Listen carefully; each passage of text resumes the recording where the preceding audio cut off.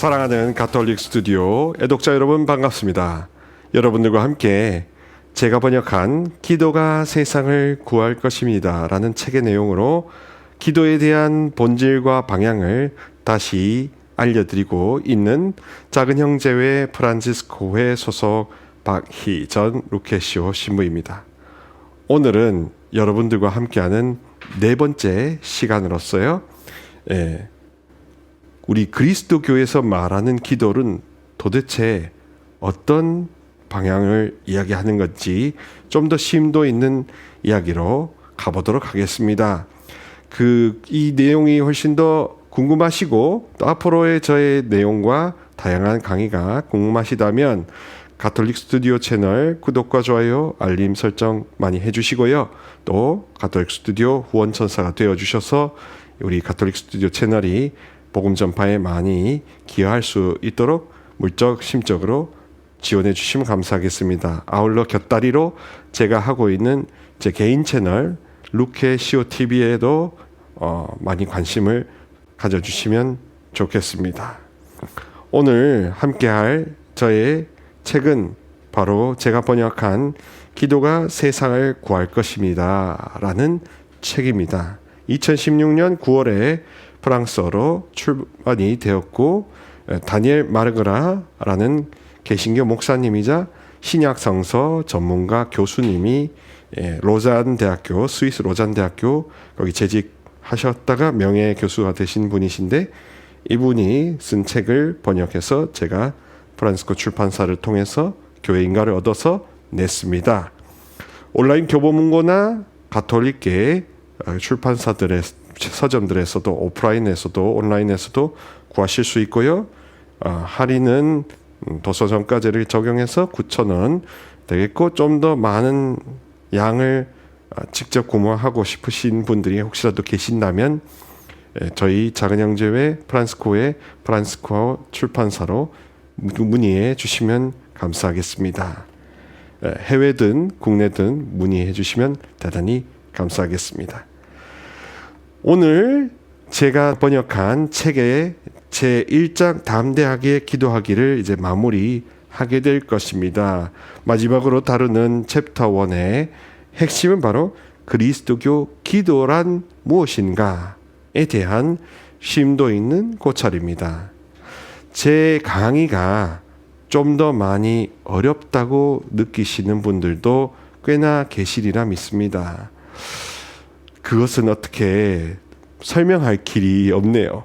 아무래도 마음 안에 있는 여러 가지 현실적인 고통 또 당면하고 계시는 여러 가지 문제가 해결되지 않았기 때문에 제가 드리는 이야기가 마치 낭만적인 이야기로 들릴 수 있으리라고 충분히 헤아려 볼 수 있습니다. 그러나 또 한편으로 반대로 생각해 보면 우리가 기도를 해왔는데 그 기도가 제대로 하느님의 마음에 도달하는 그런 방향이었나를 고민해 본다면 그렇게 해서 방향을 다시 수정할 수 있다면 수정된 방향을 통한 기도가 하느님께 다다를 수 있다라고 저는 믿는 겁니다. 그리고 저의 이런 믿음이 여러분들과 공유가 된다면 그러면 하느님 마음에 드는 기도가 좀 더 늘어날 수 있을 것이고 그랬을 때 하느님께서 진짜로 더 많은 것을 실제로 부어주시고 그 부어주시는 사랑을 여러분들이 흠뻑 느끼면서 해방되고 가벼워지고 모든 것이 다 형통할 수 있지 않겠습니까? 그래서 현실의 문제를 해결하는 것을 우선으로 할 것이냐 아니면 방향을 다시 점검하는 것을 우선하실 거냐 닭이냐 달걀이냐 하는 선후관계 우선순위에 문제가 되겠지만 저는 닭을 더 중시하는 입장에서 기도의 방식과 방법론에 대한 그런 짐을 덜어드리고 오히려 안식의 방향으로 기도를 소개해 드림으로써 하느님은 결코 모든 영혼들의 불행과 고행을 일부러라도 주시거나 원하지 않으시는 자비로우시고 영원하신 아버지라는 것을 여러분들께 다시 한번 각인시켜 드리고 싶은 겁니다. 그리스도교 기도는 이렇게 정의가 되는 겁니다. 하느님의 문을 즉시 두드리지 마시고 자기 자신의 문을 열어 두십시오. 여러분의 출입구를 열어둔 채로 놔두십시오. 눈도 귀도 마음도 열어두십시오. 기도는 합장한 두 손과 열린 마음을 요구합니다. 기도는 우리를 천상적 탈원의 정점까지 잠시라도 데려가는 것이 아닙니다. 오히려 우리가 세상 깊은 곳에 뿌리를 내리게 합니다. 타인에 대한 공감적 태도에서부터 이렇게 뿌리를 내릴 수 있습니다. 라고 되어 있습니다. 그러니 제가 말씀드리는 기도의 방향은 바로 공감 능력이 향상되는 방향인 것입니다. 하느님과 접촉되고 영접이라고 하죠. 하느님은 영이시니까 하느님을 영접하고 하느님과 교류하면서 교감하면서 저 십자가에 못 박히신 주님의 큰 사랑, 아무 무죄한 상황에서도 우리를 살리시려는 아버지의 일방적인 구애를 보여주시는 십자가 오상의 성혈을 생각하면 그저 감사한 마음이 우러나오고 그것이 저는 느껴집니다. 그래서 그 십자가의 오상의 성혈 외에는 확실한 다른 방편이 도저히 없다라는 믿음을 저는 갖고 있습니다. 그리고 그것을 여러분들도 함께 공유하면 정말 좋겠습니다. 그렇게 하느님과 마음을 교감하고 이웃과 공감 능력이 커지는 게 기도의 방향이지, 어떤 합장한 채로 마음이 닫힌 마음을 가지는 게 아니다. 마음고 눈도 귀도 열어두고 하느님과 이웃을 향한 통로가 되는 것이 바로 기도가 주는 목적이라는 것입니다. 즉 우리 모두가 자녀라는 천국 통로가 되는 것이지요. 천국의 통로를 어떠한 아무나 하는 게 아니라 인간 자녀들을 통해서 삼으신다는 겁니다. 천국의 통로를 가장 고등적이고 영적인 인간 자녀들을 통해서 역사하시고 하느님 당신이 자비로우시고 영원하신 아버지라는 점을 계시하시는 거지요. 그러니 기도의 방향은 자녀됨, 그리고 통로됨, 또 그리고 공감 능력의 향상이라는 이런 기능적이고 존재론적인 방향이 제시가 되는 겁니다. 하느님의 마음을 느끼지 못한다면, 그래서 그것이 문제가 되어 있다면, 답답하시다면 반대로 생각해 보면 어떻겠습니까? 내가 나 자신을 귀하게 생각해 본 적이 있던가? 내가 하느님의 걸작이라는 생각을 한 번이라도 품어본 적이 정말 있던가? 보통은 그런 자존감의 문제가 해결되지 않았을 때 하느님과 교감하거나 하느님을 그저 애통한 심정, 이 영혼들을 구하기 위한 피 끓는 심정을 느끼지 못할 수가 있는 겁니다. 그래서 하느님이 좋으신 분이시고 하느님이 모든 영혼들을 사랑하신다는 것을 이해하고 공감하려면 다시금 나는 얼마나 피 끓는 아버지의 사랑을 입어봤나, 내가 얼마나 그렇게 존귀한 영혼인가, 걸작인가, 사랑인가, 아이인가 하는 질문을 스스로에게 던져보십시오.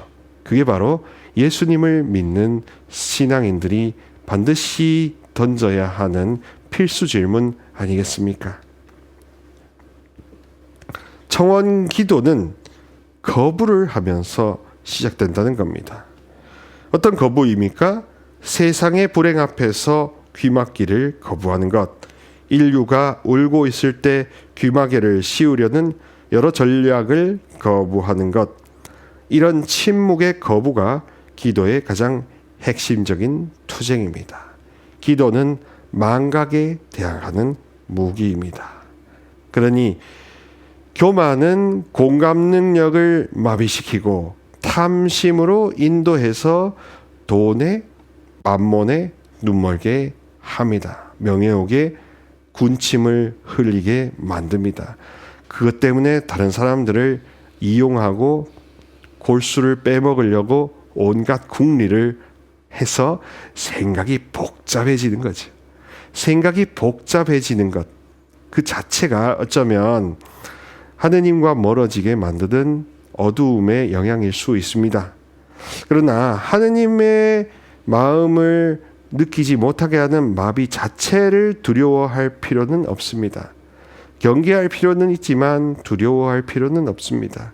의식할 필요는 있지만 그것이 겁낼 필요는 없다는 겁니다. 오히려 그런 어두움을 상쇄시켜 주시고 소멸시켜 주시는 저 뜨거운 예수님의 피 끓는 사랑을 우리가 느끼고 싶다라는 갈망의 불이 타오르는 것, 그렇게 갈망이 다시 불탔으면 좋겠다라는 상상으로라도 그렇게 됐으면 좋겠다라는 그런 발언, 희망이 있다면, 희망을 주십사라고 기도하신다면 그때부터는 진짜 우리가 깨어나게 되는 것이지요. 기도는 주님의 부재와 연관된 하나의 선물인 것입니다. 기도는 그리스도의 부재를 극복하기 위해서 그리스도께서 세우신 의사소통 방식입니다. 당신의 승천이라는 떠남을 알리시면서 예수님은 제자들에게 나는 너희를 고아로 버려두지 않고 너희에게 다시 오겠다. 요한 14장 18절이라고 말씀하셨던 것입니다. 그래서 이런 이야기들 하지 않습니까? 왜 슬퍼하십니까? 왜 아파하십니까? 기도할 수 있는데 라는 그런 성가의 가사들이 많이 나오는 겁니다. 기도는 영으로 지금 현존하시지만 육신으로는 부재하시는 예수 그리스도와 소통하기 위한 고유한 소통 방식이라는 겁니다. 그리고 그때의 언어 문장 표현 능력이 부족한 것마저도 탓하지 않으시는 거죠. 영적으로 현존하시나 육적으로는 부재하시는 예수 그리스도와 일치 교감을 나누는 것, 그게 바로 기도라 하는 겁니다. 그러니 다시 한번 저의 지론인 기도는 방식과 방법보다 방향이다. 진짜 자녀되는, 진짜 교감하고 공감 능력이 향상되는 표현하는 것이다. 기도는 표현이다. 솔직한 표현이다. 속내 표현이다. 이런 이야기가 옳은 말이 아닐까요?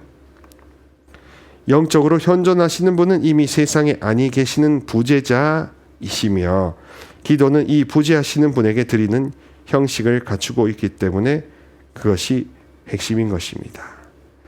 그러니까 아까 지난 강의 때 보면요, 우리 기도할 때 좌뇌가 잠시 스위치가 살짝 꺼지고 우뇌가 활성화된다고 했습니다. 좌뇌는 무슨 기능을 담당한다고 했죠? 수리, 판단, 시간, 공간을 의식하는, 지금 몇 시고 여기가 어디인 것을 하는 인지 능력을 주로 관장한다고 했습니다. 우뇌는 장의 교감, 그리고 창조력, 신비를 느끼는 주도형이고요. 공감할 때도, 사람의 마음을 깊이 공감할 때도 우뇌가 더 활성화된다고 합니다.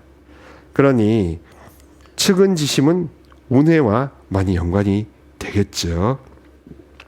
그래서 그분과 교감하고 그분의 마음을 헤아릴 수 있는 우뇌 주도적인 사람이 되는 게 우리 신앙인이 추구하고자 하는 목표가 되고 방향이 되는 것입니다. 기도는 그렇게 우뇌 주도적인 사람으로 거듭나는 게 바로 목표가 되겠죠. 전회적으로 계획하고 궁리하는 것은 누구든지 할 수 있지만 우뇌 중심적으로 공감 능력이 향상되고 아파하는 이들과 함께 울고 슬퍼하는 이들과 함께 슬퍼하고 웃는 이들과 같이 기뻐하는 이 공감 능력이 커지는 참다운 인간이 되는 게 바로 예수 그리스도를 닮는 인간이 되는 게 바로 그리스도교의 핵심 목표 방향이 아니겠습니까? 예수님의 이름으로 기도하는 것은 나 자신에게 의지하는 것도 나의 열정에 의지하는 것도 아니며 더욱이 나의 신앙에 의지하는 것도 결코 아닙니다. 이제 이 세상에 부재하시되 언제나 현존하시는 분으로 저의 타자로서 알게 하신 분에 의지하여 기도하는 것이며 내가 살아갈 약속이 되시는 분께 의지하여 기도하는 것입니다. 세상에서 부재하시되 언제나 현존하시는 분께 그리고 그분께 온전히 의지해서 아뢰고 청하고 내 표현 능력이 공감 능력이 부족한들 그것이 문제가 되지 않는다는 것입니다. 오히려 내가 평생도록 의지할 나의 살아있는 약속이 되시는 주님께 더 가까이 다가가는 것이 바로 기도가 원하는 방향성이라고 하겠죠. 그래서 기도는 점차 알아가는 것, 점차 관계 맺는 것, 가까워지는 것, 그리고 그 어떠한 개념과 생각과 사고의 방식에서의 분절되어 있는 이 담벼락이 다 허물어지는 신비로운 일체감을 지향한다는 것입니다. 그러니 기도에 대한 감각을 일깨우시려면 나 자신이 존귀한 자녀다. 정말 귀한 자녀다. 나는 아버지의 걸작이다라는 게 기본 베이스로 자기 인식으로 깔려 있어야 됩니다.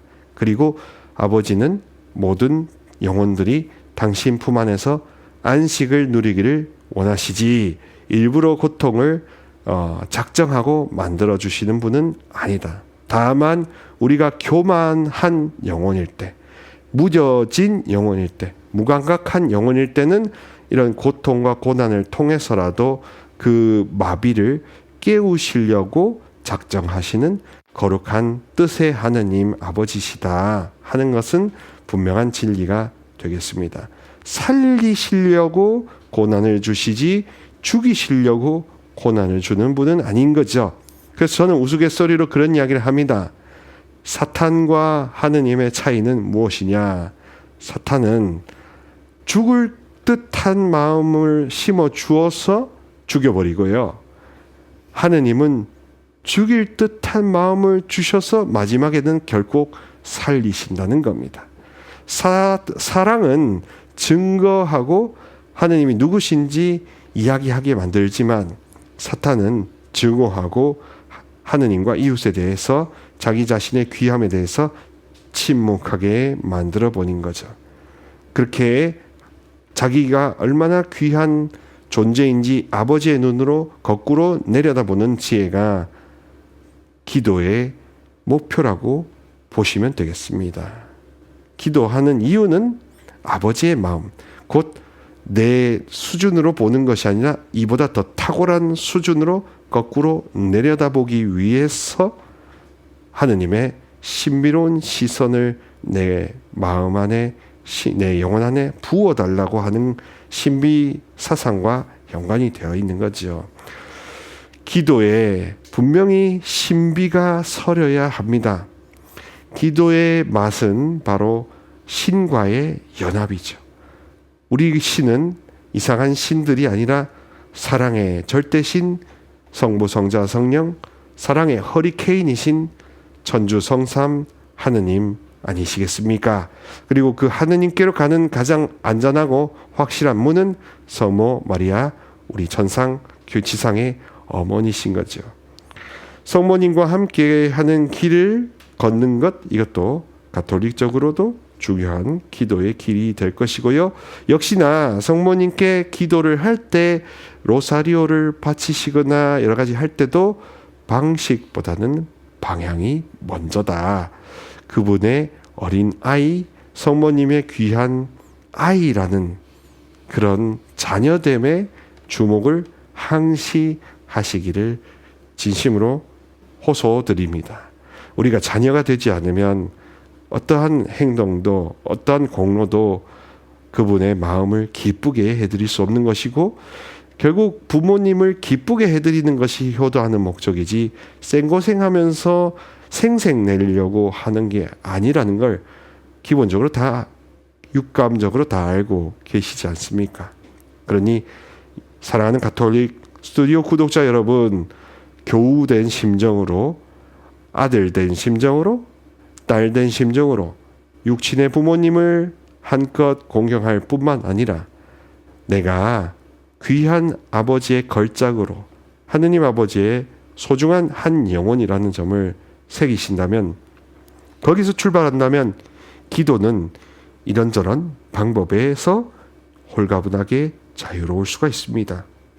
오히려 기도는 마음 자세고 가짐이고 방향이고 소속감이고 그분과의 교감이요 공감 능력이 향상되어 하늘나라가 내 영혼 안에 이미 시작되고 그분의 쓴소리와 잔소리를 듣는 것을 기꺼워하는 이런 역설적인 패러다임이 생겨나는 겁니다.